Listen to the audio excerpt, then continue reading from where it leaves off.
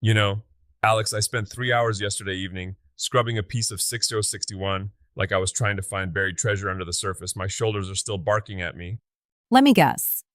You tried to weld it as is first. It looked like a bird spent the afternoon peppering your metal. And then you realized you forgot the cardinal rule. Guilty as charged. I got impatient. I thought, it looks shiny enough, which is the biggest lie aluminum ever tells you. It's a deceptive metal. It wears this invisible armor, that oxide layer. And if you don't treat that stuff with the respect it deserves, it'll turn your Saturday afternoon into a Greek tragedy real quick. Welcome back to the Tiger Den, everyone. Today we are wading into the silvery, frustrating, yet incredibly rewarding world of TIG welding aluminum. It's the Everest for a lot of makers. Tiger, why is it that steel is like a loyal dog, but aluminum feels like a cat that's actively plotting your demise? That is the most accurate description I've ever heard. See, steel is predictable. It gets red, it gets soft, it melts.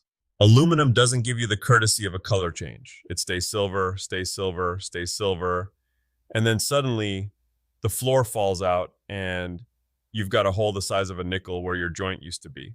It's all about that thermal conductivity. It's like trying to fill a bucket that has a giant hole in the bottom. So you're pouring in the heat, but the metal is just whisking it away to the other side of the shop.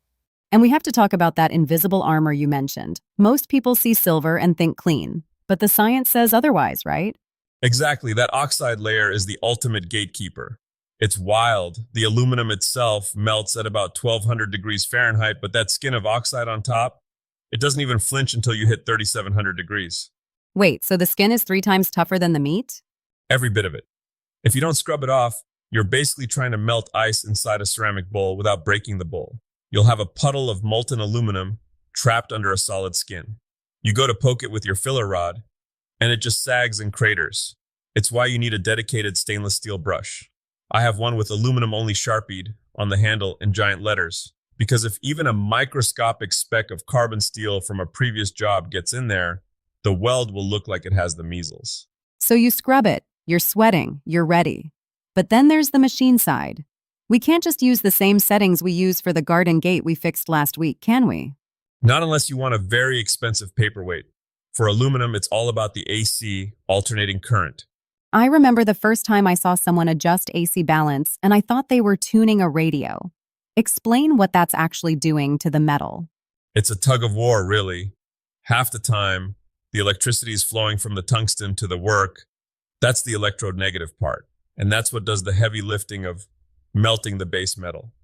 But then the current flips. It flows from the work back up to the tungsten. That's electrode positive. That's where the magic happens. It literally sandblasts that oxide layer off from the inside out. We call it cleaning action. If you look at a good aluminum weld, you'll see a little frosty white border around the bead. That's the area where the electricity just scrubbed the neighborhood clean. So, if I see those little black specks that look like someone shook a pepper grinder over my weld, that's the machine telling me I need more cleaning? Spot on. If you're getting those black peppers, you need to dial back the balance to give it more time on the cleaning side of the cycle. But be careful.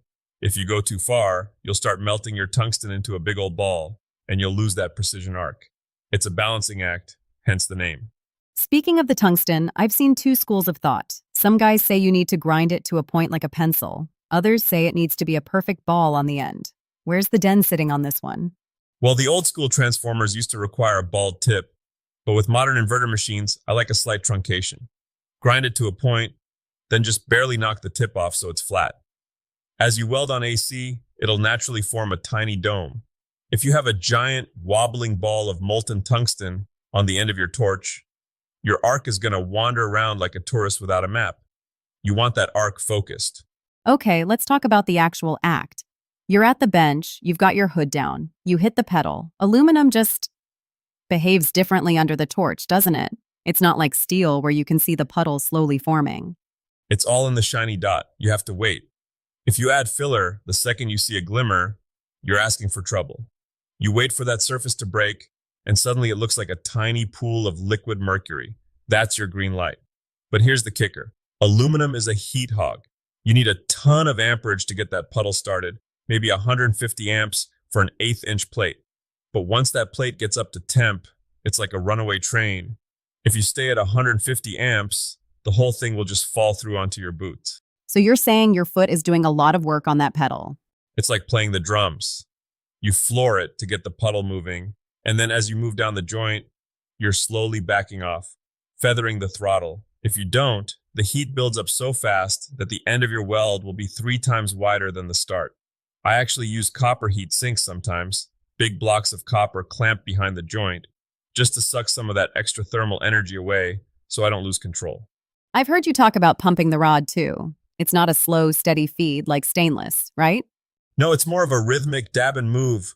You want to see those stack of dimes everyone takes photos of for Instagram. To get that, you have to be decisive. Shove the rod in, pull it back, move the torch. If you dawdle, the filler rod will actually melt before it even touches the puddle because the air around the arc is so hot.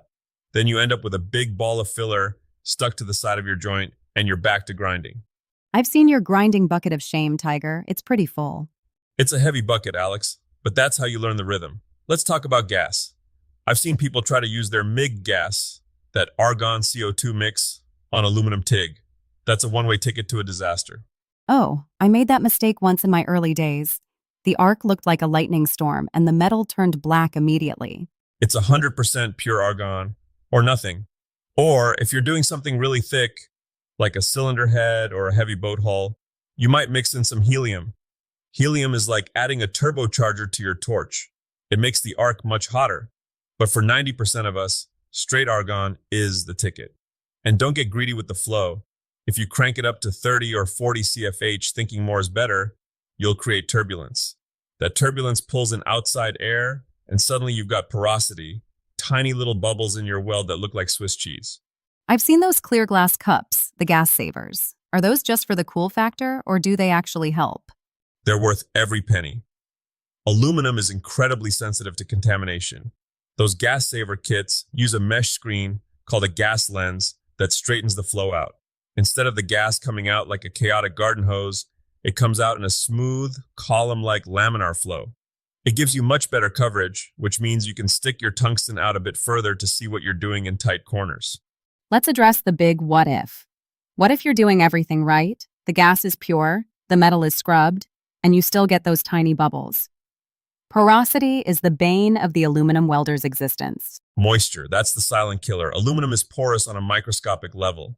If you live in a humid place, or if you brought your metal in from a cold garage into a warm shop, it'll develop a thin film of condensation you can't even see. I always keep a propane torch handy. I'll just run a flame over the joint for a few seconds before I start. You'll actually see the moisture sweat out and evaporate. If you don't do that, that water turns into hydrogen under the arc, and hydrogen is what causes those bubbles. It sounds like aluminum TIG is 80% prep and 20% actually welding. Honestly, it might be 90-10. I've spent 40 minutes cleaning and jigging apart for a 5-second weld. But if you take those shortcuts, the metal will find a way to humiliate you, especially when it comes to feedability. If you're doing aluminum MIG, it's even worse because the wire is so soft it tangles up like a bird's nest in the drive rolls. But in TIG, your feedability is all in how you handle your filler rod. If you get a bead of sweat on your glove and it touches the rod, contamination. If you drop the rod on the floor, you better wipe it down with acetone because it just picked up floor dust. You're making it sound like we're performing surgery. In a way we are, but the satisfaction when you get it right, Alex, there's nothing like it. When you finish a bead on aluminum and it has that high voltage silver shine and the ripples are perfectly spaced, you feel like a wizard. So, for the person sitting in their garage right now, staring at a stack of aluminum and feeling intimidated, what's the one thing they should focus on first? Stop trying to fix a bad puddle. If it's not looking right, stop immediately. Don't try to power through it. If you see junk floating in the pool or the arc is jumping around, let it cool, grab your brush, and clean it again. You can't outweld dirt. And honestly, practice on thin stuff. Everyone thinks thick plate is easier, but thin sheet forces you to learn heat control. It forces you to respect the pedal. Once you can weld 2 soda cans together, you can weld anything. Soda cans? That sounds like a Tiger disaster story waiting to happen.